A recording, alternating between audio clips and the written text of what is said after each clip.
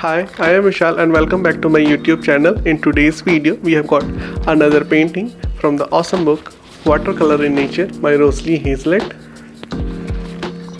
So, this is the book and let me show you the painting that I did for today. For today's speed paint, we have got this Canada Warbler. So, now let me show you the painting that I did. So this is the painting that I made. And it was fun to do and it did not take that much time. The colors are not that vibrant, but overall I enjoyed this one.